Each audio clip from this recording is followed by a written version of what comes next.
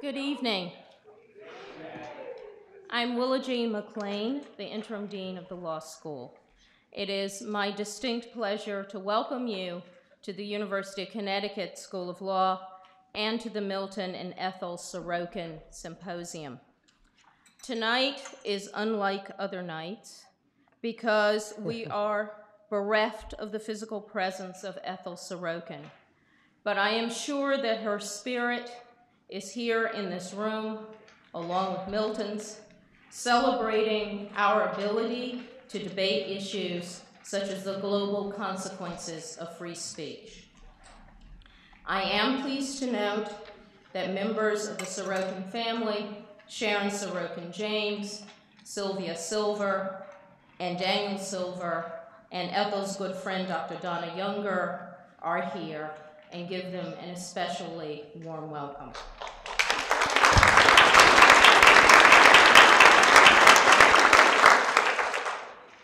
I found a quote by Salman Rushdie in his book, Joseph Antoine, A Memoir, to be particularly apropos of tonight's events.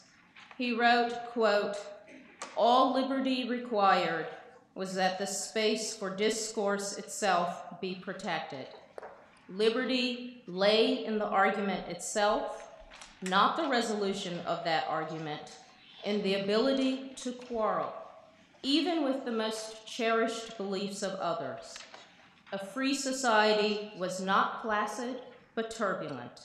The bazaar of conflicting views was the place where freedom rang," end quote. So on that note, let me introduce Andrew Schneider, who is the Chief Executive Officer of the ACLU of Connecticut and the ACLU Foundation of Connecticut, daily strives to make sure that the space for discourse is protected. Since becoming the CEO of these two organizations in 2007, the ACLU of Connecticut has taken a leading role in making the state of Connecticut the 17th to repeal the death penalty and only the second to achieve marriage equality.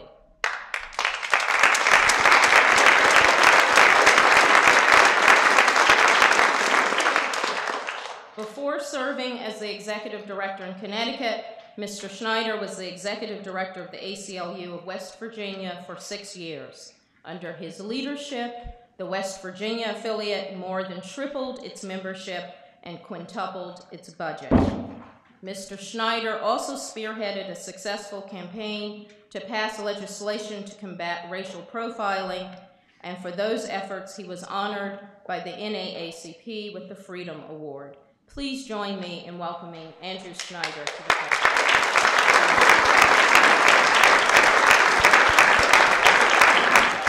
Thank you, Willa Jean. And once again, thanks to the University of Connecticut School of Law for hosting us and this event and being a very great co-sponsor for this event.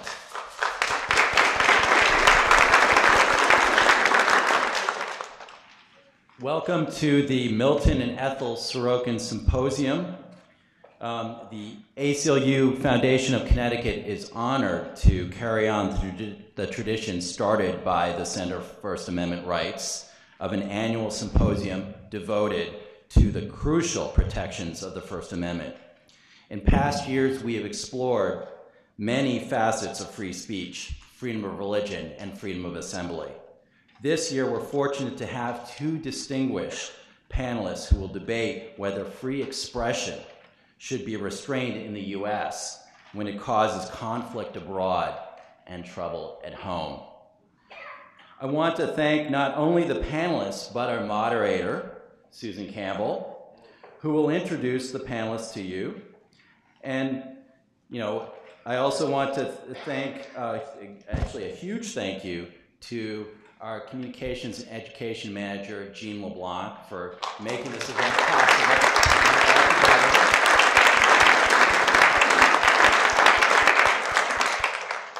And then a number of other staff who also helped with the event, including Ruth Savronsky, Isa Mujahid, Denise Verge, and Jeremy Schaefer as well.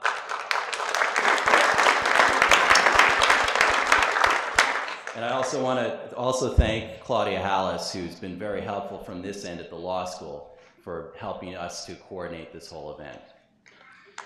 So to pay tribute to a tireless civil libertarian, Ethel Sorokin, who started this proud tradition with her late husband, Milton Sorokin, I'd like to introduce the president of the ACLU Connecticut Board of Directors, and Andy Schatz. Andy's roots in the organization are deep. He's been an ACLU cooperating attorney since 1975, first in Illinois and then in Connecticut. He joined the ACLU Connecticut Board of Directors in 2007, and by 2010 became its president. He joined the National ACLU Board of Directors in 2009, and an equally rapid rise to leadership. He was elected to the National ACLU Board's Executive Committee in 2012. I now present to you my civil liberties co-conspirator, Andy Schatz.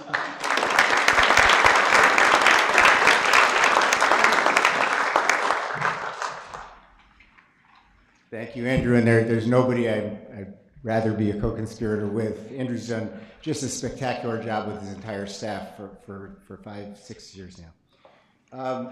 Ethel Sorokin was a great inspiration, and indeed, many are here tonight largely because of Ethel and her commitment through the Center for First Amendment Rights, which she founded. I won't speak tonight about Ethel's long, successful life or CFAR. There's little I can add, but I will share a personal observation from my work with Ethel since she transferred CFAR to the ACLU of Connecticut several years ago. Right up until she died, Ethel Sorokin attended what had become nearly bi-monthly meetings of our education committee. In 2012, that committee struggled with a very tough decision, whether to terminate the high school conference that Ethel and CFAR had begun years before, to move to a new approach of generating teaching modules for use in the schools around Connecticut. Many were upset at the very idea, perhaps out of loyalty to Ethel and the concern that we would be abandoning one of her programs. But Ethel approached the problem methodically, as she did others. She asked, had we done what we could to make the high school conference successful? And was the suggested approach likely to be more effective? And by the meeting late last summer, once we had answered those questions, Ethel enthusiastically supported the concept of the new program and brought others along with her, because she realized it was about the future. Roger Baldwin, who co-founded the ACLU nearly 100 years ago, taught that civil liberties battles never stay won. Indeed, the ACLU often successfully challenges unconstitutional laws only to have them reenacted in other guises. In Connecticut, we have tried to fight more effectively by working with municipalities and the state legislature, not only to defeat unconstitutional proposals, but to pass constitutional protections. Ethel knew that if civil liberties battles are ever to stay won, education is key, teaching not only the young, but all whose hearts and minds are open. We hope that you will join us in that effort, not only with your dollars, but with your time, whether as a teacher helping us with lesson plans, or as a member of one of our many chapters around the state, helping to reach out in your communities. Please help us make a lasting tribute to Ethel and her spirit. Thank you.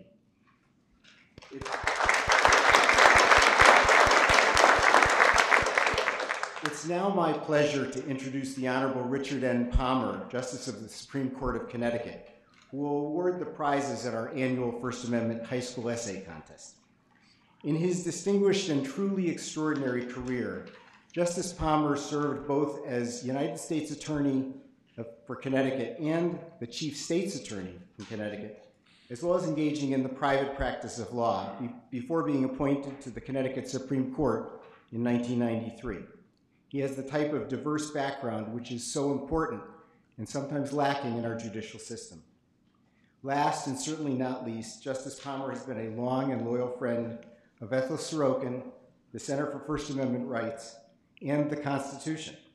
And words cannot express how thankful we are that he has graciously continued to present these words year after year. Justice Powell.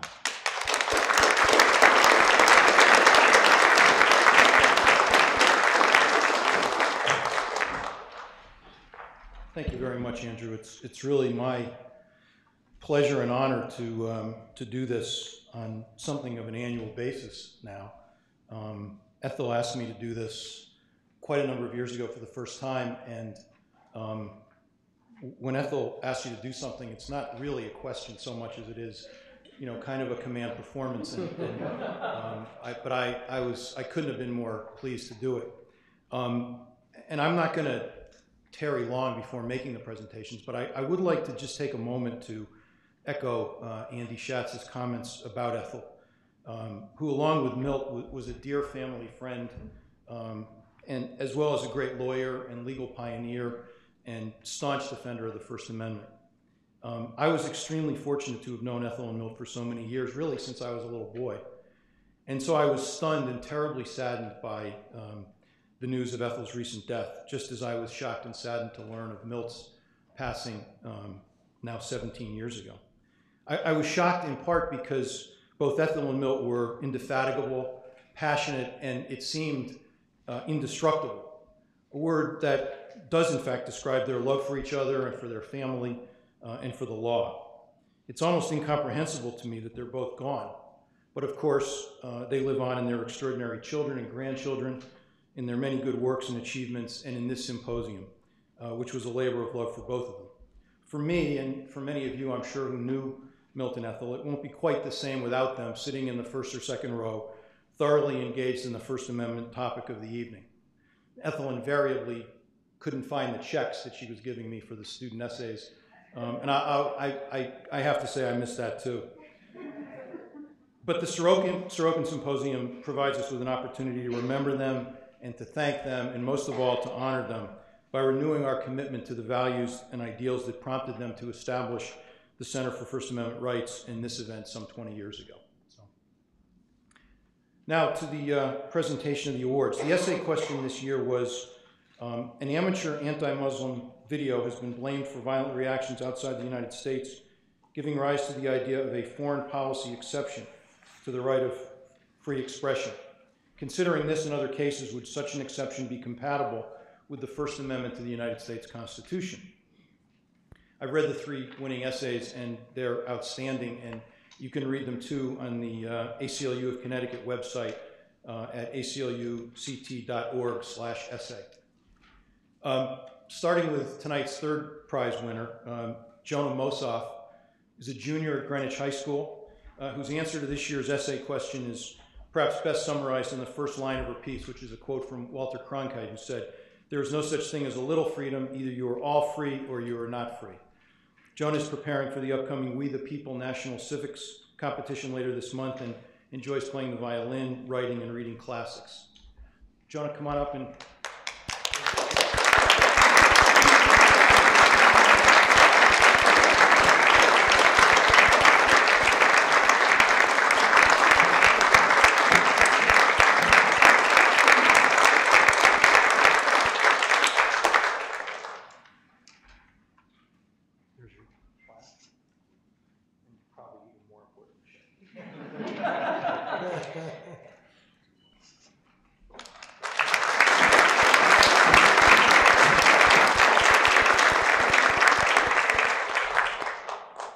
Second prize goes to Robert Francolangia. I think I pronounced that right. I looked for Robert in the audience before making the presentation, but I couldn't find him, so I hope I got that right. Robert is from West Hartford, a senior at Loomis Chaffee School in Windsor. Robert is on the lacrosse team and serves as a peer counselor and tour guide, and the title of his essay, Speech Trumps All, gives you a pretty good idea of where Robert came out on the essay question. Did an excellent job too. Robert, you want to come up?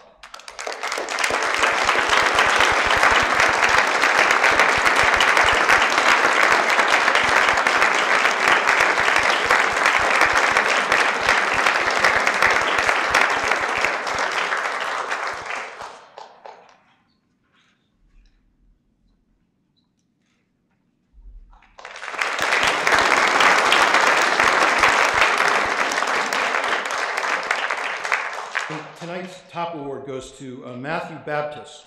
It says Matthew Bishop, I think, in the program, but Jean insisted that I tell you that that needed to be corrected, who's also a junior at Greenwich High School.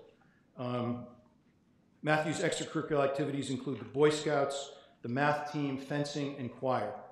His prize-winning essay explains why censorship is not the answer to hateful or offensive speech, and why prohibiting that kind of speech is neither good policy nor permissible under the First Amendment. Come on up. Congratulations on great job.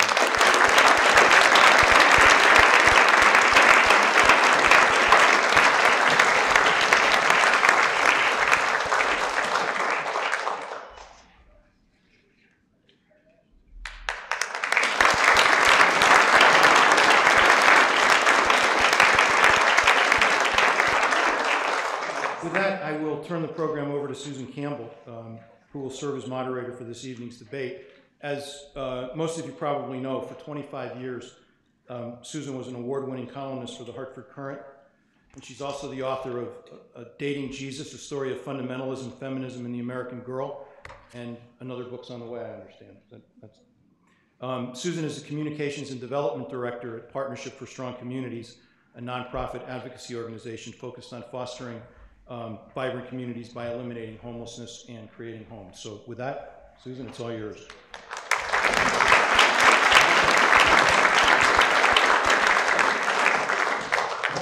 If it's all the same to you, I'll stay seated. That cuts down on my the possibility I'll fall off my shoes. Mark Twain used to live just down the road a little bit, and he thought that most people in his day were too intimidated by the prospect of social disapproval to say what they really thought. He wrote rather bitterly, "It is by the goodness of God that in our country we have those three unspeakably precious things: freedom of speech, freedom of conscience, and the prudence never to practice either one of them."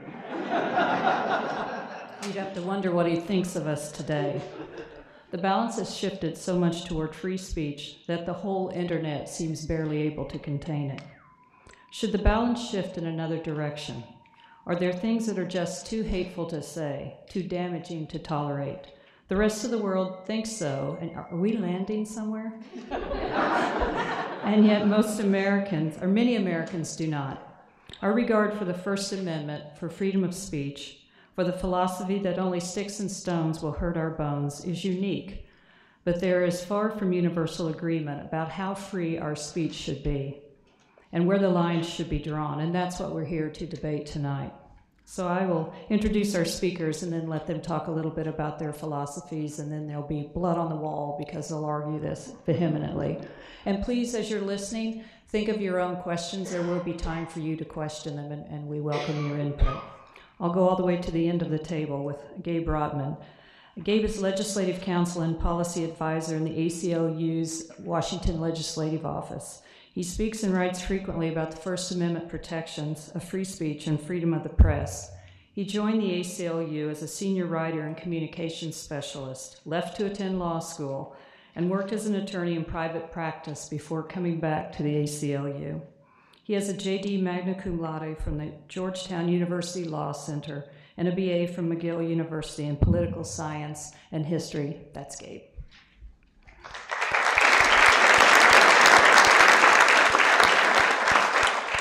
And directly to my right is Alexander Tsasis. He's a professor of law at Loyola University, Chicago School of Law, and he's written extensively about hate speech, including the book Destructive Messages: How Hate Speech Paves the Way for Harmful Social Movements. His many publications on the topic include most recently the article Inflammatory Speech, Outrage versus Intimidation in the Minnesota Law Review.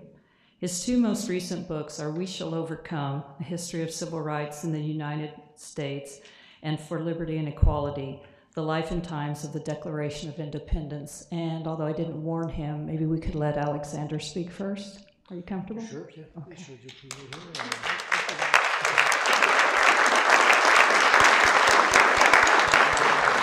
So much. So first of all, let me thank all that I think is due Andrew Schneider for inviting me here, Jean LeBlanc for all the helpful accommodations and making the stay and the travel so easy. And also, thanks very much for the Sorokin family for sponsoring this event. We're very grateful for this opportunity to talk and to communicate in ideas. And to Dean McLean for welcoming us into the law school and making this facility available for this event. So, the difficulty with the issue of hate speech, of course, is that we live in a global theater. And so it's easy enough to speak about speech in the domestic terms, but there's a widespread component that extends far beyond our borders. In the age of the internet in particular, the extent to which people's voice can be heard and to which they can participate in debate has been extended and transcended our national border. The reality is that the internet has made it significantly easier for hate groups to spread not only just hatred, but to intimidate, to gather, to communicate, and to indoctrinate.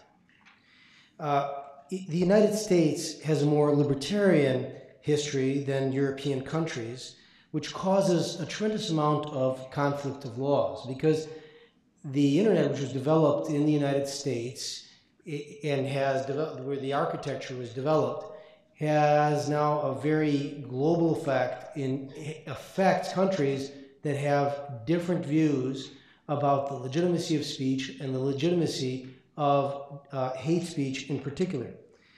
What's more is that while we're in the West, the concept of democracy and self-governance exists in many different countries besides the United States. And those countries, those democratic countries, in many situations, regard it to be compatible, both to regulate hate speech and to ennoble free speech as well. Those things are not seen to be incompatible. But hate groups, and more particularly groups that want to destroy and kill particular groups, have taken more and more to Facebook, to Twitter, to blogs, and to a variety of other means in order to have a participation, involvement, and recruitment such that they've never had before. Religiously and racially supremacist organizations are also common on YouTube. You can look at Anwar al-Awlaki there, and he was the one who helped Nidal Hasan develop his theory before he went up and shot up Fort Hood. In statements that Muhammad made, Nidal Hasan made very clear prior to his murder spree. There was no immediate threat of harm, but he was clearly making a plan. They were made in the abstract. No action was taken. Jihad Jain also used the YouTube for the purpose of indoctrination. Boko Haram, a horrendously violent Nigerian group that's going around murdering and raping and pillaging in Nigeria currently, is also, just put their name right into YouTube, you can watch their videos. And the problem is that 35 hours a minute of videos are put on YouTube.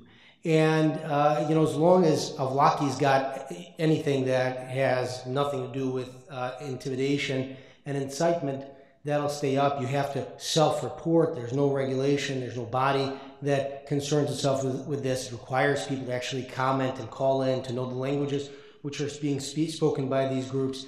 And that makes it very difficult to bring this material down, and allows people to basically sit in their underwear in front of their computers and discuss how it is they're going to murder and to intimidate and to suppress speech whenever they want to, and to harm democracy. It's very easy. It's easier than putting on the hood of the Klan, because the hood of the Klan could eventually be unmasked. These people can hide behind ISP addresses. It's really quite simple. Hate speech, I want to just give as clear a definition as I can, because there's no universal agreement about it. Hate speech are the form of expressions that seek to incite or intimidate others, and based on various ideologies such as anti-Semitism, white supremacism, racism, chauvinism, ethnocentrism, and a variety of other hateful ideologies, and seek to energize others to commit illegal acts. So what about the concept that as democracy, of course, we are committed to free speech, and that necessarily but logically means that hate speech should be protected. Well, the reality is, maybe we think that with our 200-some-year-old Constitution, it doesn't take the Holocaust into account and doesn't look at the way that the Nazis used hate speech to indoctrinate people, doesn't take into account the pro-slavery thought that led to the justification of slavery in this country. But when we look at the way that the world has responded to the strength of Nazi propaganda, we see that throughout the world there is both a commitment to free speech by democracies as well as a regulation of hate speech. In Canada, the Canadian Human Rights Act of 2001 extended a long-standing restriction against hate speech to the internet as well. There's just been a very recent Supreme Court case of Canada that's reconfirmed that country's commitment to prohibiting hate speech. Ernst Zundel was actually extradited from Canada for speech that he had been transmitting from the United States. Why? Because the United States protects that speech. He thought he would be protected in Canada by transmitting it from the United States. Ultimately, he was extradited from the United States and eventually prosecuted and convicted. Germany, another democracy that protects dignity and speech, also restricts groups and prohibits them from engaging in the political process who threaten to undermine democracy. It prohibits utterances which tend to insult, intimidate, and harass persons or groups, or utterances that are capable of instigating violence, hatred, and discrimination. Such speech isn't what is meant by democratic free speech. It doesn't move the marketplace of ideas forward to truth. In fact, it seeks to stifle democracy. It seeks to stifle speech. In Germany, there's a balancing of speech in a way that there isn't in the United States. In France, the French Conseil d'État found that any message on the internet that is offending in France can be prosecuted in France. In other words, if it's gotten through Twitter, which is a United States company, as long as it goes into the French market, it can be prosecuted there. The United Kingdom has done the same, prohibiting language that's meant to incite hatred based on racial, color, ethnic, national, and sexual orientation hatreds, and that are reasonably likely to stir racial hatreds. Now, it's difficult, in my opinion, to argue that these are not democracies not committed to the spread of tolerance and pluralism, Canada, Germany, and England. The same is true in Australia and a variety of other countries as well. I apologize for going a little bit longer, but let me just quickly say the rubrics of the United States law are that incitement speech is allowed, at least the thought is that the Supreme Court allows it, as long as it doesn't pose an imminent threat of harm, something that these other countries don't agree with.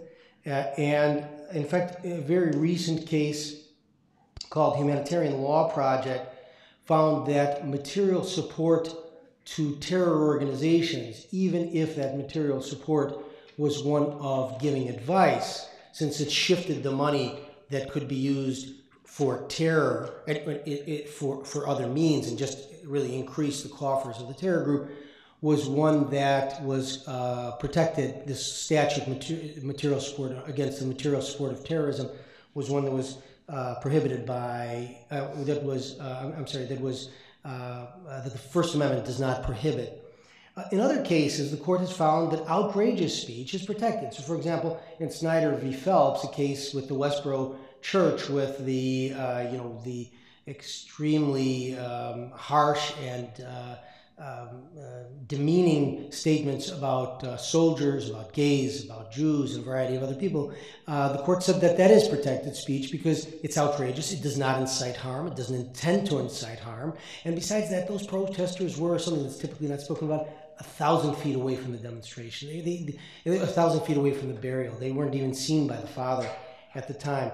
The court also protected speech in a case called United States v. Stevens, a case dealing with violence committed against animals, finding that the statute was overbroad, and also violent video games, which also, in my opinion, qualifying what my views are, I don't see violent video games as inciting hatred, and particularly not towards particular groups of the population. If they do, then that would be something that would have to be proven. There would have to be some sort of intent element, some sort of state of mind element in order for what I think it would require to prohibit it under the First Amendment. So I'm going to stop there. I've got some other things to say, but I presume we'll have an opportunity to do that during the question and answer. Absolutely. Gabe? Thanks very much. And thanks to the ACLU of Connecticut for having me. It's an honor to be here. So on the, there's a poster outside my office, and Roger Baldwin, the founder of the ACLU, is quoted on that poster, and he says, it's very simple. To protect the speech that you like, you have to protect the speech that you hate. And that's all nice and good, but you really need to ask yourself why. Why do we need to protect odious, hateful, abhorrent speech in order to protect our collective rights to speak as we will and think as we will? And the answer, I think, is that there needs to be, I work in federal legislation, so I deal with lawmaking and law drafting and law enforcing. And I think there needs to be a Hippocratic oath when it comes to the First Amendment. And it's very simple. Do no harm. It's very, very difficult to craft legislation that will effectively restrict the bad speech without getting at the good speech. And that has fundamentally been the history of this country, that restrictions on speech and restrictions on unpopular speech have invariably been used to target the speech that we all like. Progressive speech at in the turn of the century, civil rights activists, labor organizers, social reformers, they all were subject to censorship, and the censorship was done using very, very similar arguments to those that are currently deployed to get at quote-unquote hate speech. The Innocence of Muslims video that prompted the essay question, and congratulations to all the winners, is a really good example of why it's dangerous to make laws that target speech because the government disagrees with the message that speech conveys.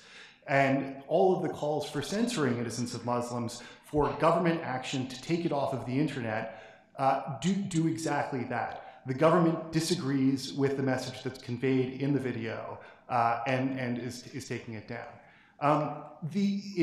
For those of you who don't know, the Innocence of Muslims video was a brief mock movie trailer made by a Coptic Christian out in California for about $80,000.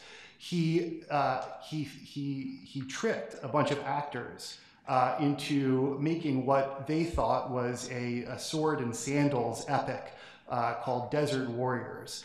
And he had them refer to the villain of the movie as George, and then he came in and subbed over the name George with Muhammad. The video is interesting on two levels. First, it has what most folks would typically call hate speech, the notion that all Muslims are terrorists, imputing group characteristics to all members of the group. But the second thing is the movie is actually blasphemous. And that raises another fundamental question that illustrates why it's very difficult to effectively restrict hate speech. But let me just make one point first about this. A lot of the, Professor Tsetsis was talking about how hate speech is speech that incites. There's a very limited in the United States definition of incite because, again, it's difficult to legislate here, so you need to draw bright lines.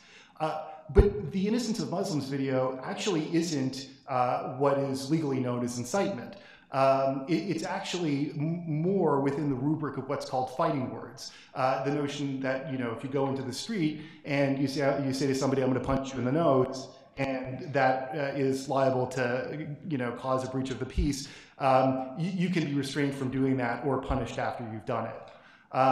The Innocence of Muslims video is very similar to that. And the argument for restricting it is that it's so inflammatory that it's going to inevitably result in violence overseas.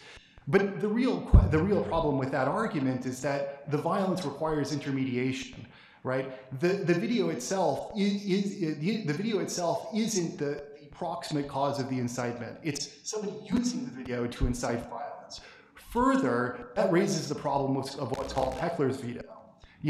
Fear of a later reaction to speech acting as legally what's called a prior restraint on that speech. Prior restraint, the government stepping in and saying you can't speak because we're afraid of the effect that speech is going to have, is one of the biggest evils under the First Amendment. And then the second point that I was going to, the second point is that the video, in addition to what we would generally consider to be hate speech, contains blasphemous speech. And blasphemous speech is an entirely different, I would argue, an entirely different animal. And we need to be very careful when it comes to restricting speech that is critical of a religion as a whole. The video is crude, and other forms of blasphemy are equally crude, and I'm not advocating that anybody engage in that type of speech. But once you allow religious symbols, religious figures to become so freighted with legal protection, then nothing is safe, and all criticism is off the table. So I'll just leave it at that. The fundamental issue here isn't so much is hate speech good or bad. It's whether we as a society and we as a democratic country can use the government to restrict that speech. I'd like to ask Alexander a question. You were talking about the internet and the global village. What we say here can spread quickly. Did the internet change the way we should be viewing hate speech, or would you have held the same view prior to? There's no First Amendment doctrine of any type of seriousness in this country until the early part of the 20th century anyway. I mean, we have a First Amendment that was not really enforced until the early part of the 20th century in Schenck. So that, first of all, yes, I do think that the concept of law changes, but I don't think that it's just the internet.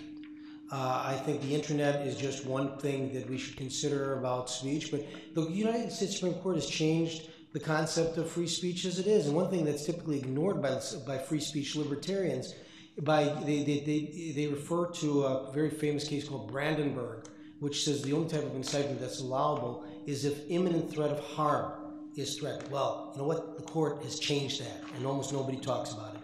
In Black versus Virginia, the court said that, in fact, cross-burning can be prohibited by states, even when it does not cause an imminent threat of harm. The problem is people almost universally ignore that.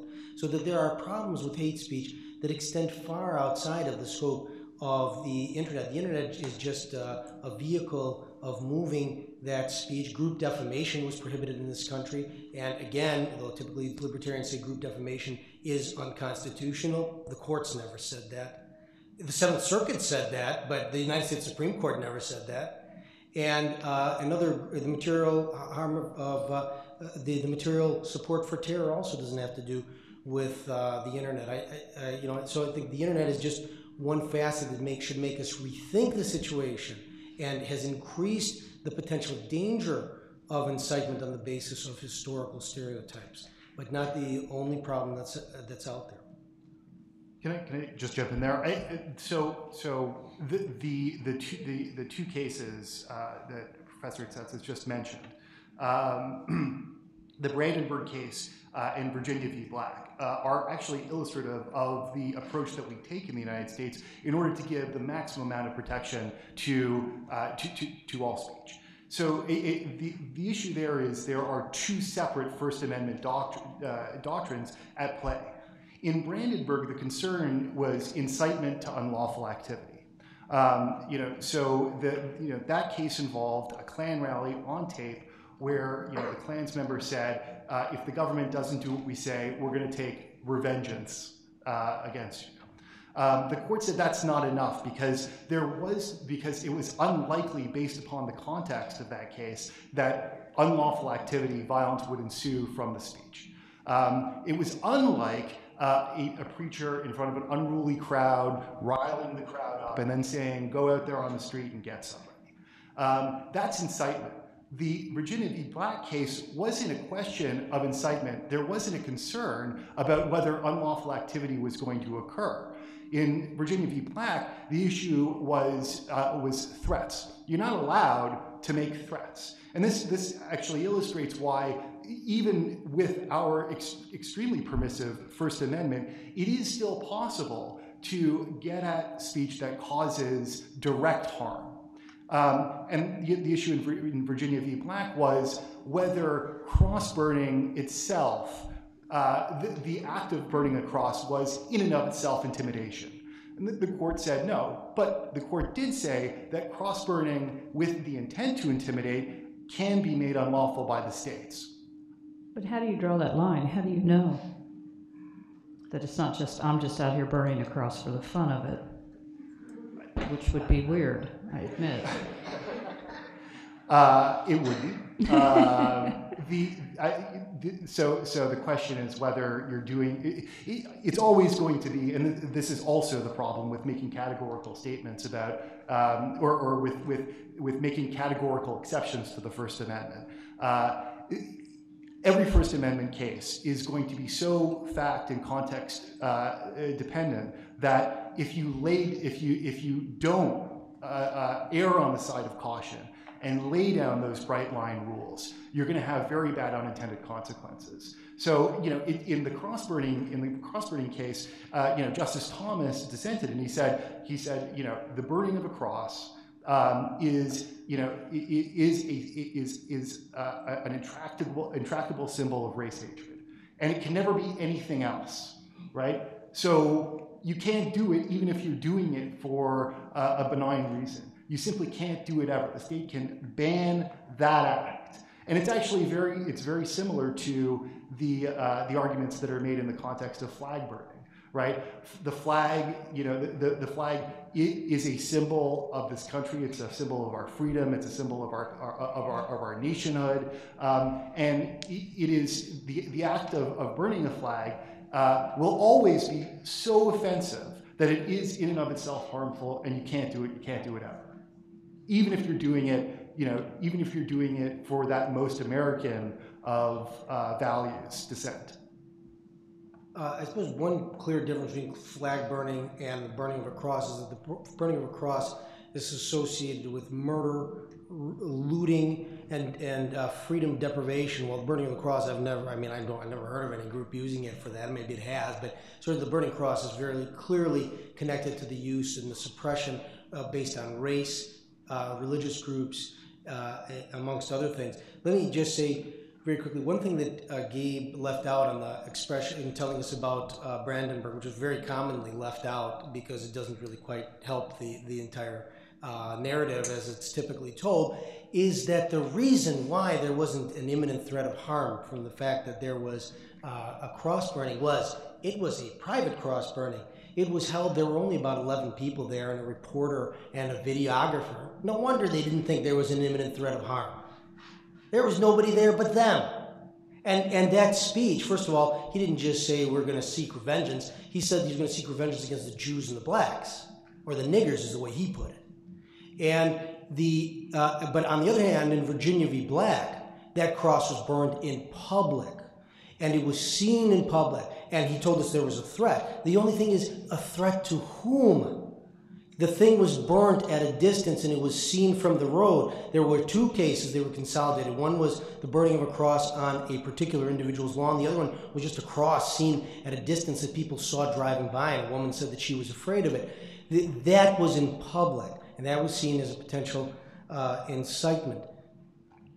I mean, that sort of makes my point, right? You asked, why would you burn a cross for a, not harmful reason? I mean, that's exactly the point. You have a private cross burning, you have a constitutional right, however important, to be a racist, and if you want to get together with your racist buddies and burn a cross, I personally think that is deplorable, but you have a constitutional right to do it. You don't have a right to do two things. You don't have a right to have a rally with a cross with 500 of your friends, right, armed, ready for blood, and then set them loose. That you can't do if it's likely that that imminent harm will result from your speech. You also don't have the right to burn a cross on an African American family's lawn with the intent to intimidate. Right? But the point is that in order to ensure that the maximal amount of speech is allowed and to limit the possibility of unintended consequences, the courts and the legislature need you to take that next step. You need to prove that what you're doing in the context of intimidation or threats. You need to prove that you have what's called the subjective intent that you really mean to threaten somebody. And that's the point of Virginia v. Black, and I think it's right. So when Terry Jones, the pretend minister in Florida, threatens to burn the Quran, his intent, we don't know necessarily what his intent was. I don't. I read everything I could, and maybe I missed it. But what occurred was fairly drastic. He's within his rights.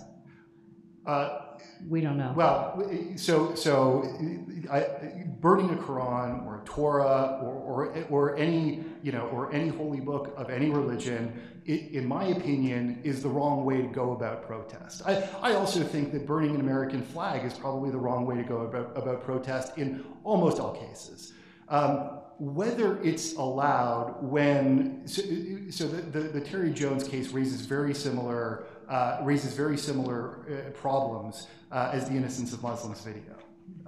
The issue there is that if what you're saying is that he can be stopped from doing that, the government is then allowed, right, to out of fear of what might happen, step in and stop speech before it happens. And and that was in all of the cases dealing with what are called prior restraints. That is the biggest problem there is, because you don't know if the harm is going to occur. Terry Jones was actually persuaded, and this is a whole separate issue, but Terry Jones was persuaded not to do it, and then he did it privately, and it didn't result in too much of a scuffle.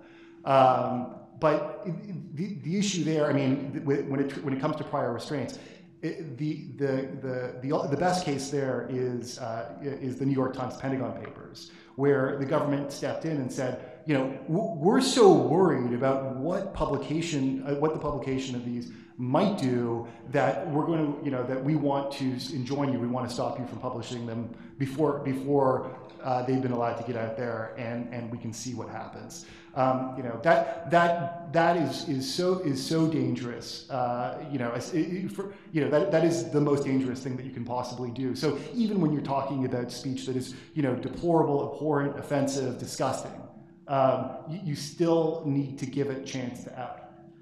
So let me answer the Terry Jones case. My opinion, completely protected First Amendment speech.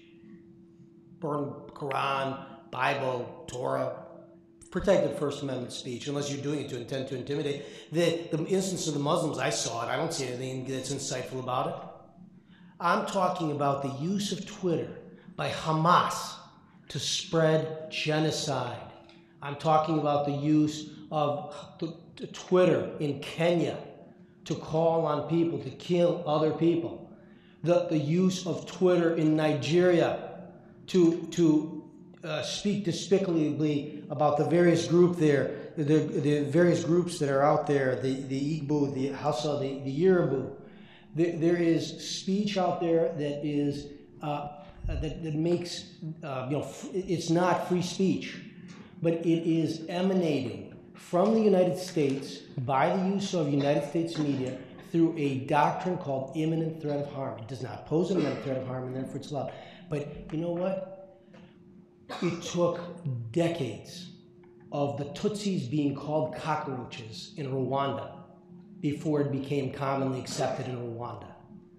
And it took years of the Jews being called vermin before the German people accepted it. And in this country, to speak of Native Americans as being savages was no big deal in the 17th century until it became commonly accepted that they do not own lands or property, which is absolutely false historically and factually. So that it isn't only imminent threat of harm. If there is a hate group that says, you know what, we don't have the money or the resources or the numbers to kill them right now, but as soon as we do, we will. There's no imminent threat of harm. They're welcome to do it in the United States. That's considered to be protected form of speech. But I'm telling you that in my opinion, there should be monitoring of this stuff because we are not only affecting our little our little segment of the earth, but we are affecting other countries because of the latitude that is given to hate speech in this country. Gabe, you mentioned in your opening statements, and correct me if I'm misrepresenting it, that it's a dangerous thing to have the government set your controls for freedom of speech. Do we agree that there should be some controls, and if so, who sets those limits? The answer is that there are limitations on the First Amendment. I hear it all the time. The First Amendment is not absolute. That's true, but it's complicated. And we've been talking about these. There are limited categories of speech, and speaking as an ACLU attorney, we disagree with some of the categorical exceptions, but there are limited categories of speech which are subject to lower First Amendment protection, meaning that it's easier for the government to restrict them. And these include true threats, right? Where, as I was saying, threats made with the subjective intent to threaten. Which includes intimidation when there's a coercive aspect that involves a threat of physical harm. In things like fraud, you don't have a First Amendment right to commit fraud. Perjury, you don't have a First Amendment right to commit perjury. Obscenity. There are categorical exceptions to the First Amendment. In addition to that, right? I'm going to oversimplify this, but if the government has a really good reason, right, it can block speech based upon the message that's conveyed in that speech. One of the best examples, and there are very few, thankfully, is that you can't engage in electioneering, that it's constitutional to ban electioneering, so vote for or against this candidate within 100 feet of a polling place, right? That's one of the very few instances where the Supreme Court has upheld a content-based restriction on speech under what's called strict scrutiny, or in that case, heightened scrutiny. But when it comes to hate speech, the issue there is not actually, so even if one were, so the problem with hate speech restrictions is that they're actually not even just content based, right? Electioneering, vote for or against, right? They're what's called viewpoint based, right? So I can say all the nice things that I want about X group, but I can't say bad things about that group. So, and I know this is a huge point of contention, but viewpoint-based discrimination by the government is virtually never allowed, and rightfully so, because there the government really is picking favorites. And given the complexity of speech, right, unintended consequences are sure to follow. If I could, I'll ask one more question, and then by all means ask yours. I don't mean to hog the mic. There was a situation in Connecticut rather recently where it was reported that 2 13-year-old girls were sexually assaulted. 3 high school football players were arrested for those crimes. In the course of the aftermath, it was also reported that on Twitter, these 2 13-year-olds, or at least one of them, I want to get the details right, was targeted by other high school colleagues, and they were called names, and it got pretty barbed. And the superintendent of that particular school district wrote a letter, sent it to the parents, all the parents, saying basically if your child is engaging in this type of intimidating speech, that's not the word that she used, they could be expelled. Is that speech okay? From the other colleagues who were calling these young women names and questioning whether or not they played a role in their own sexual assault. And is it right to say if your child is engaging in this kind of speech, they are subject to being expelled? Sure. Either one. That's a special case, I think. Whenever we're dealing with children in school, it does not fall in under the common rubric of First Amendment. Right, so children, of course, have a First Amendment right, but when it deals with speech within the context of schools, there's another Supreme Court case called Morse, case that some of you might know, Bongs for Jesus is the way that this case is known for. It was a kid who put up a sign, and there was the principal had made this anti-drug day, and a group of kids put up a Bongs for Jesus sign, and the principal said take it down. They didn't take it down, and they were suspended, and they argued that their First Amendment right protected that, and the court said that because it caused a substantial disruption and because it was reasonable for the school to prohibit them from advocating for the use of illegal drugs, that was something the school was allowed to do. Now, if it was done outside in public, of course, obviously that would be completely protected speech. You could walk around the side, sign Bongs for Jesus all you want to. Normal is a completely legal organization, after all, for the legalization of marijuana. But so in the school, my sense is that was harassment. And it should be something that the school should be able to prohibit in the same way that the employer should be able to prohibit. We don't think if you worked in a workplace and people walked around calling you names and degrading you under Title VII, you'd be able to fire. You'd have potential of being fired without any repercussion to the employer because it's creating a hostile work environment. And the same thing is here. There was a hostile school environment, I think. Would you agree, Gabe? There are different legal standards when it comes to schools. The Blankets for Jesus case was actually an ACLU case, I believe. We lost. But there are different standards. There are different standards that apply in schools. But the main case on the subject, Tinker, which involved students being disciplined for wearing black armbands to protest the Vietnam War. The court applied a different standard. So if there is, if the speech is going to cause a substantial disruption in the activities of the school, then it can be restricted and the students can be disciplined. But the court there also said pointedly, free speech doesn't stop at the schoolhouse gate. And so the real question here is going to be, as is with all of these First Amendment cases, highly fact specific. So it's really going to be dependent on what the students are actually doing, and whether it does rise to the level, of a substantial disruption or an equal protection violation. So in Tinker, it was a political statement they were making. They were opposing the Vietnam War with black armbands. There's nothing legal about that, of course, and that's pure political speech, which is obviously protected. But there's I mean, for this case in Connecticut, at least from what I've heard of it, just seems like outright harassment, not political speech. Can I also say, and I'm just going to make a pitch for my other colleagues, I'm not sure that expulsion is an appropriate. I think that expulsion raises additional issues because it gets into what, and this is not a free speech issue. It's how damaging overly punitive school discipline policies can be. So I think expulsion, depending, is very strong medicine.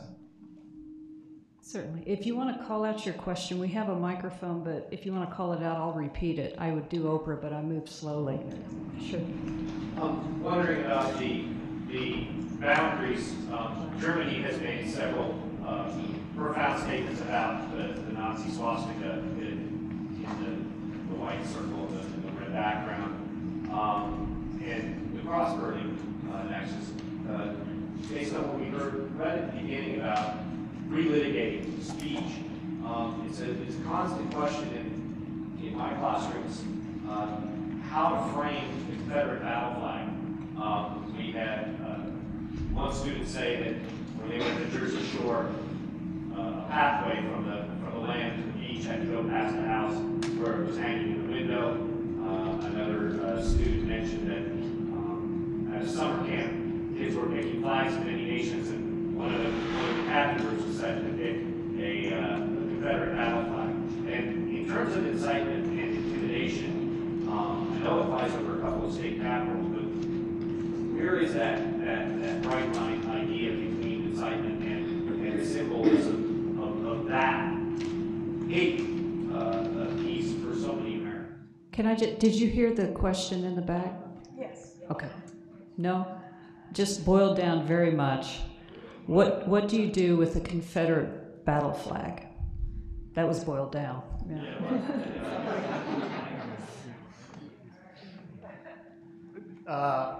Well, I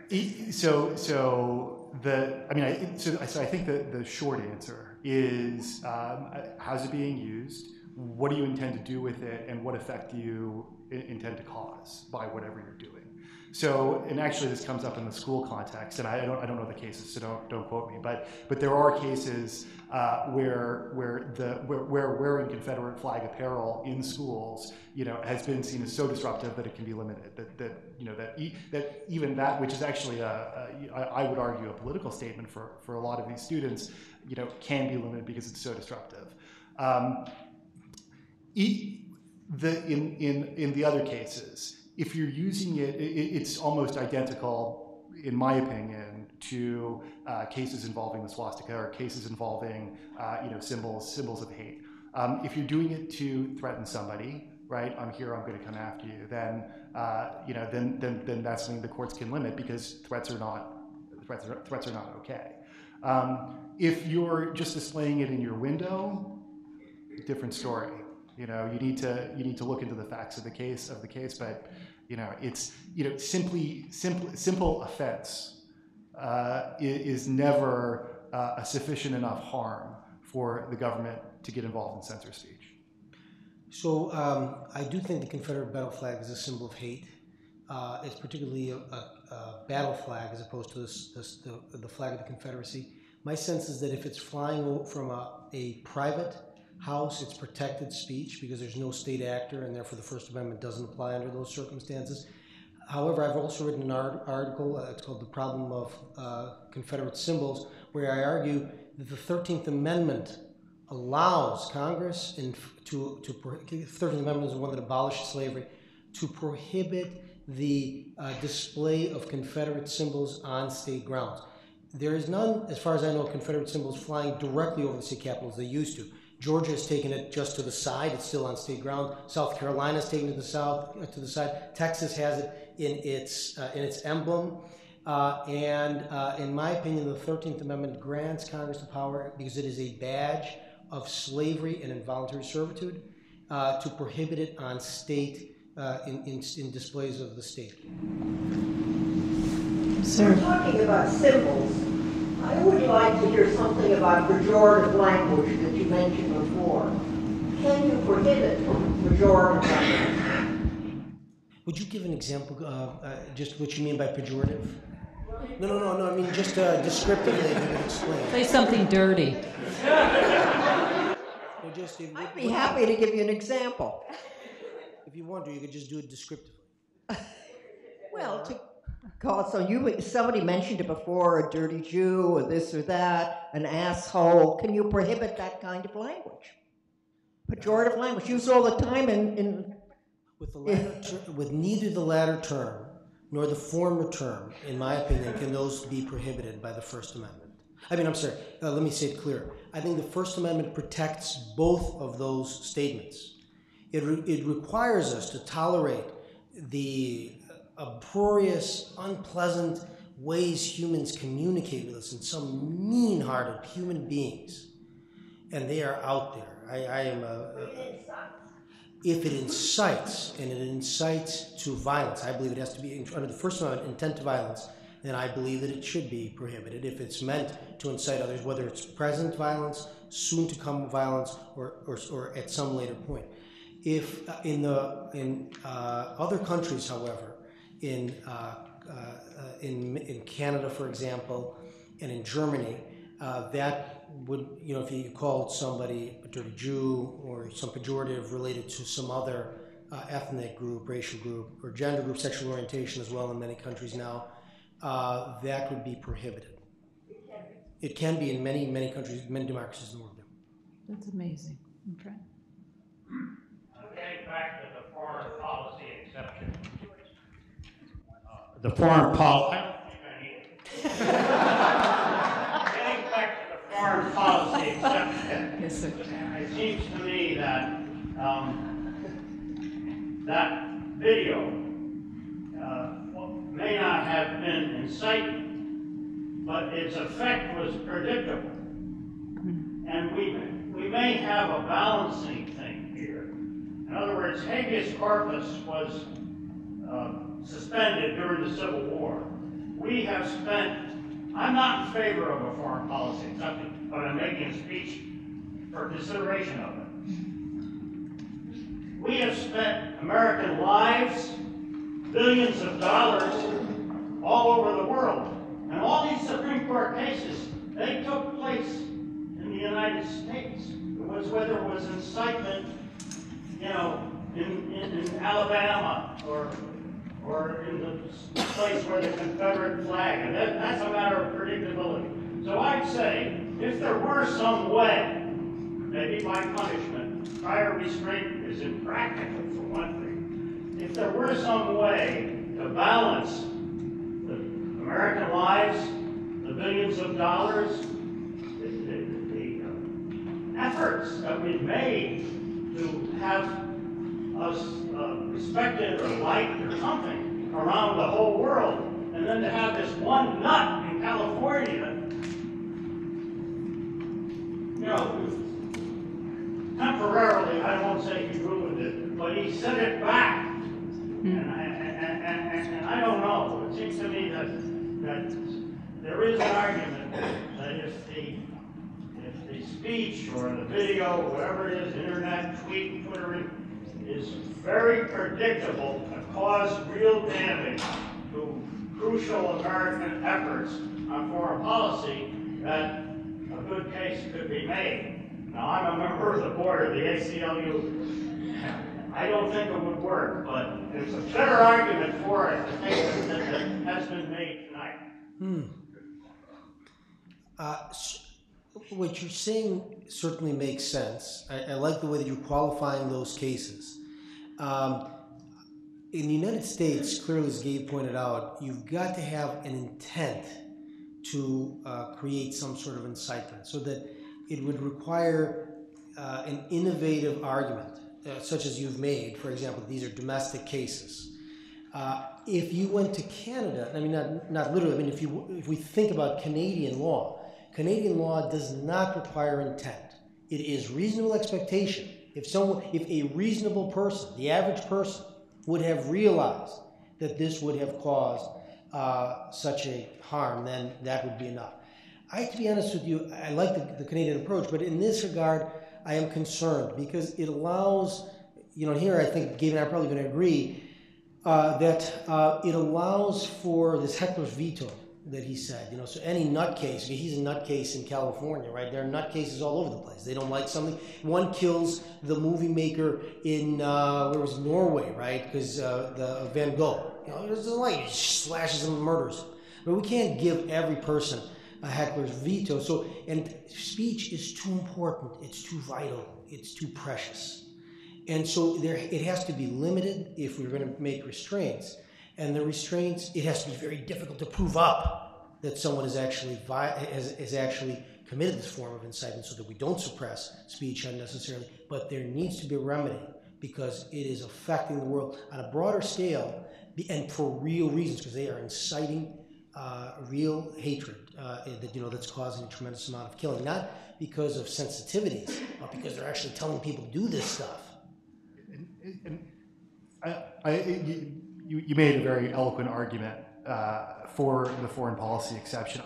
The etymology of that term, was after the video came out, two Democratic senators, Rockefeller from West Virginia and John Kerry from Massachusetts, both suggested this idea. And the thing that bothers me about it is that they're not, I think, and I don't mean to impugn their motives, but they're not saying that it's the violence that's resulting, the riots. It's that this one nutcase in California has made our jobs more difficult. And that's a very similar argument, and I'm not trying to be facetious about it. That's a very similar argument to what you see in the national security context, where, trust us, we can't release this information, we know what we're doing, but we're doing it for your own best interests, and we're doing it to make our job easier. That legitimate, I hate to use the phrase, but that legitimately is slippery slope. So. My question applies here to Connecticut on a typical school issue. In fact, I think one of the issues is currently being handled by ACLU regarding students in high school. One wears a T-shirt saying, "I love gays." Yeah. Another one comes to school and says, "I hate gays." How do you deal with that issue? And because I, for many years, have gone around speaking to high schools about sexual orientation, I'm aware of the fact that there are students that I know of who have committed suicide, who are into drug and alcohol addiction and other destructive things because of the speech and attitudes of not only classmates but also teachers and society. So what's your take on that? There is actually, you're right, there is a T-shirt case, specifically. It seems to me that purely saying I hate gays or I like gays is a purely T-shirt, right? And I've seen, well, he actually didn't say that, right? It was actually that he had a rainbow flag that was crossed out, and it said something anti whatever day that they had, but it was the same effect essentially. In my opinion, that's the Tinker case. I mean, that's protected speech. The problem occurs with what you're saying, the harassment gay students are experiencing with people mocking them. And I think that that's more like the harassment case, the other case that we heard about, where kids are committing suicide. It's in the national news. I see it. There are specific stories written about it. And they taunt, and I don't think that at all is protected under the First Amendment. But I think that's not protected because it's harassment. The harassment is specifically targeting a group, which makes it even more heinous. But to have a political state, there's got to be room for political statements in disagreement with if it was a religious statement, for instance, there are many religious people who might have similar view. It's one thing to spread hatred, animosity, and to degrade, and another thing to put something that just is a political. I think the political statement would be protected. I mean, I would also say, as a legal matter, I don't think the shirt was disruptive, but I'm sure that it is disruptive in the sense that it sparked conversation about this, and that's probably a good thing. I think that given the recent progress, in LGBT rights that we've seen, I think a lot of that is because that conversation is being had. So and this is the answer to speech that you don't necessarily like is more speech. So hopefully there are kids explaining why tolerance is the right answer. Go ahead. I would try to express my disagreement with your professor and some of the comments by a longtime friend in free speech issues, is that what you are saying would in fact create an additional exception to protected speech. And that is the danger we have to look at. As explosive as some of the speech that you've talked about, to me personally, I object and fear that you are asking the courts to craft an additional exception against unprotected speech. And that is the biggest danger that I can see about your arguments. And I'd like your comment on that. Well, I mean, I don't know. Somebody asked which exception.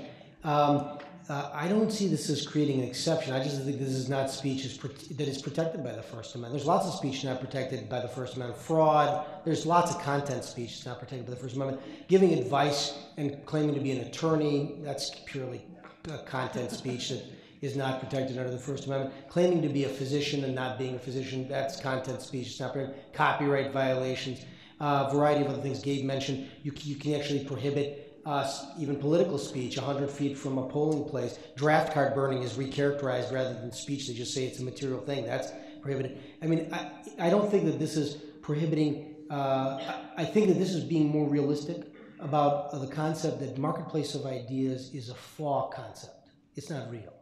The marketplace of ideas isn't even.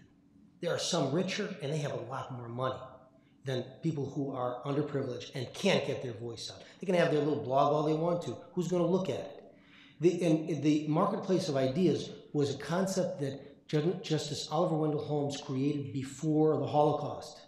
It is not believable after the Holocaust.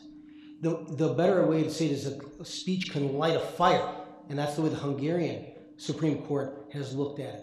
So that, and not only that, but when Justice Oliver Wendell Holmes tells us that through the marketplace of ideas we will get to truth, unless we know what Justice Oliver Wendell Holmes means, we can't know what he means. What he's getting at. What he's getting at is he's a social Darwinist, and he says that even if a proletariat tyranny should take control of this country, that would be a legitimate thing. That is his truth. He's not talking about objective truth. He's a social Darwinist. So I'm saying that there's certain speech of the First Amendment just doesn't protect, and it shouldn't protect on a normative level because of the immense harm that it has caused. And that rather than looking at the free speech doctrine in the abstract, we should look at what it's doing. Just recently, Akbaruddin Waisi, we talked about blasphemy, which again, I don't see the YouTube video. I don't see that as this protected First Amendment speech. But that's not what's going on. What's going on is that he used and put on a YouTube video, a 1-hour video, in part saying things repeatedly. Part of it says we will kill more Hindus than those who have been killed in 1,000 years. That's what he's saying, right? The Boko Haram are saying they will kill and murder the infidels, and Al-Qaeda is saying all sorts of things about murder. I mean, that is not protected speech. That is not what, certainly, it would not from the framing, and in my opinion, that's more dangerous than saying, we should limit them. Can I just jump in quickly? You wanted to respond? Oh, no, please. Yeah, go ahead. You wanted to respond.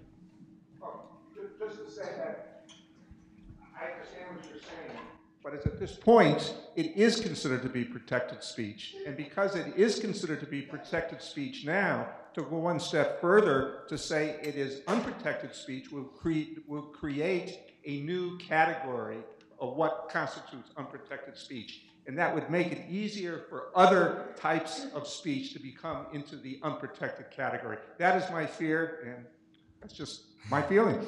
Thank you. Thanks. Yeah, and I agree with you. Unsurprisingly, there are categorical exceptions, and from what I understand, this would be one. It would be inciting hatred against an identified group that's likely to result in violence without an imminence requirement. That is currently fully protected speech. There are, in terms of the content, not content, I mean, that's a technical question, but there are categorical exceptions from the First Amendment, and then there are 3 types of speech, right, where restrictions have been allowed against those types of speech, even though they're not categorical exceptions. One of the cases has been mentioned a bunch of times, Humanitarian Law Center v. Holder, which I think is a very, very troubling case, which says that it's okay for the government to restrict peaceful, lawful support for groups that have been designated as terrorist organizations, even if you're not furthering the terrorist aims. And only for terrorist groups. So only for groups that have been designated as terrorist organizations can you restrict that type of aid. That's a recent decision. I think it was wrongly decided. But in terms of what we're talking about here, my understanding is that it would be a categorical exception. And I fully agree with you that that's not a Pandora's box that we want to open. We have time for a few more. I'm sorry, where am I pointing? Please. Thank you. It seems to me that a fundamental principle of our First Amendment jurisprudence is if we punish speech, we do not punish speech for effect on the mind, we punish based on a freestanding harm.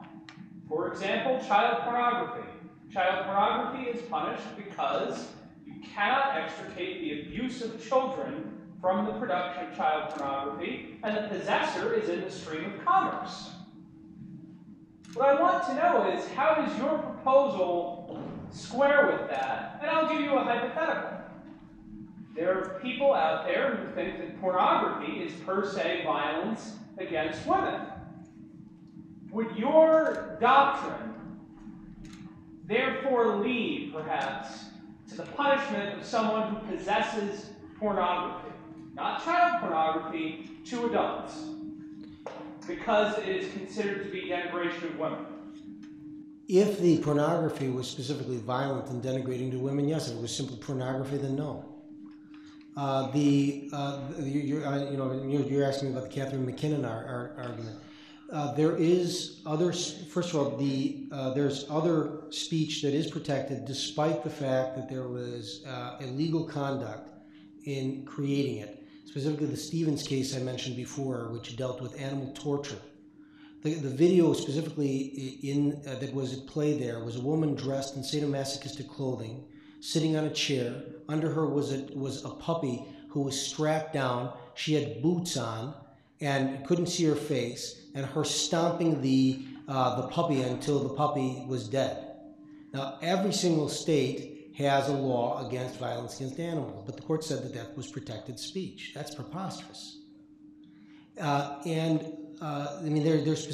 was illegal conduct in the creation of that speech. So, I think that assault is another example in which, as long as you put someone into imminent threat of harm, you don't have to commit the harm. Intent to murder is another one. You don't have to even commit murder. Dead bodies lying on the road, no way to murder him. You can stab him and stab him and stab him. You can get charged with intent to murder. So that, if you form, so that there are other inchoate crimes. But I mean, is it the real question there that it's difficult to draw the lines between, pornography that's demeaning to women that would fit your definition and pornography that's not? The argument that Catherine McKenna and Andrew Dworkin were making, I think that, in the cases that came out of that was that all pornography is demeaning to women, that pornography by its very nature is demeaning to women. And again, those lines, because they're so difficult to draw, I would argue we shouldn't even try. We'll take one more. There was concern that we wouldn't have enough questions. I think that's funny. In the back? Yeah, Susan, I hope the title of your book hasn't incented anyone in the Southern Baptist congregation. I hope it has. Thank you. My question really comes down to, isn't all this really just about political power, no matter how you phrase it, and cite or not to cite, hate or speech or not hate speech? Let's give some examples. On the border between the United States and the Spanish colony of Florida, Andrew Jackson certainly went around spewing words that incited violence against the Seminoles and the Spanish. And what did he get for the result of that? He didn't go to jail for that hateful speech or inciting to violence that it did, but he became the president of the United States for that speech. So maybe it's just a matter of political power. When I was in high school, we talked about schools. Speech class, I gave a very animated talk against the Vietnam War. I was called to the principal's office a few periods later about what I had said, and it was disrupting the school educational process. However, several years later, if I'd given that same speech, no way would I have been called to the principal's office. So isn't it really just basic political power? Because we can't rely on the Supreme Court, obviously, after what happened in Bush-Gore. Because law seems to depend if you're appointed by a Republican or appointed by a Democrat. We see all these 5-4 decisions. So we can't have the Supreme Court. Or let's take the case of the Contras. If you're Oliver North, you were inciting violence against the Nicaraguans. Were you punished for that speech? No. So isn't it just basically whoever holds political power? The slaughter of Tutsis by machetes, the gassing of Jews, and the murder of Kenyans by other Kenyans is not about political power but injustice. Those things were brought out by incitement and long-standing denigration on those groups. The treatment of women in the workplace as being unable to perform certain functions and kept out of the voting booths because we were benefiting them by keeping them out so they didn't get their hands dirty in politics was objectively wrong, not politically wrong. It was wrong when it happened, and it was wrong after. So I don't think it's there. I don't think to the victor belongs the right. I don't think to the victim belongs justice. I think what this is about is not about political power, but pluralism and tolerance. And those things that suppress that and have a large likelihood of suppressing it are, I think, fair game for government regulation.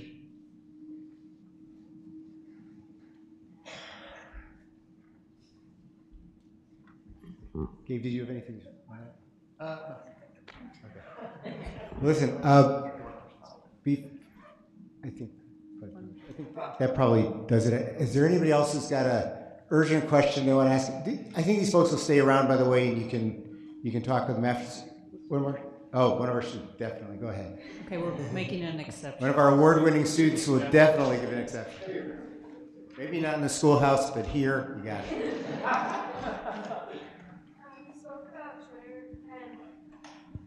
You spoke about Twitter and how the U.S. could be responsible for that, as it was a U.S. YouTube, Twitter, Facebook are all U.S. corporations. But how can you hold the U.S. responsible if a French, Rwandan, any African, or any other person of any nationality writes something on one of those websites that's considered hate speech? How can you consider that not protected if it's written by someone else, even if it does regard Americans? That's a great question. Yes. How is it that, I'll try to say it precisely, how is it that you can hold the U.S. accountable for hate speech that comes from overseas and is being disseminated through a U.S. corporation like Twitter? You can't hold the U.S. responsible. You can only hold the speaker responsible. And they can't be held responsible in the United States under current doctrine. They have to be held responsible in the foreign country. So very famous cases of Yahoo and the spread of Nazi paraphernalia on Yahoo. It's totally protected in the United States. It wasn't in France. So they were fined in France by a French court. And then they came to the United States. Yahoo came to the United States and argued that they could not be held responsible for the judgment, which was a monetary judgment. They had to pay a certain amount every day that they kept Nazi paraphernalia on. First of all, Yahoo took it off immediately. Second of all, the court in the United States said there was no standing to sue because nobody was suing Yahoo in the United States. And third of all, they sure got Yahoo to do something, even though Yahoo was arguing vehemently against it. There is technology so that the current ability to limit is what's going on the spread of hate speech on those media is minute in the United States, except if there's an imminent threat of harm. Where it exists is the ability to litigate in foreign countries. Keeping them accountable is a completely different matter. I think it would be very difficult to hold those companies accountable to the judgments in those foreign countries unless they have money in those foreign countries. It also raises another important point here, which is to what extent do the companies have the First Amendment right to police the content on their site? And in the United States, there's a very controversial notion of to what extent does an internet intermediary, somebody who hosts the speech of others, to what extent are they exposed to liability for that speech? And we've argued at length that intermediary liability should be strictly limited, as it currently is under U.S. law. Thank you. Listen, a couple of comments. We are going to have some refreshments afterwards. As I said, the panelists will be around if you want to ask more questions. I'd be remiss if I didn't mention to you that to the extent any of you are not ACLU members, we have plenty of membership forms to sign up. You heard one of the board members who took a position that's a little bit at odds perhaps, and I think what he failed to mention was we're fond of saying here in Connecticut that if you agree with 80% of our positions, become a member. If you agree with 50%, become a board member. And last, of course, I would like to express our sincere thanks to Gabe, to Alexander, and to Susan for the wonderful job they did at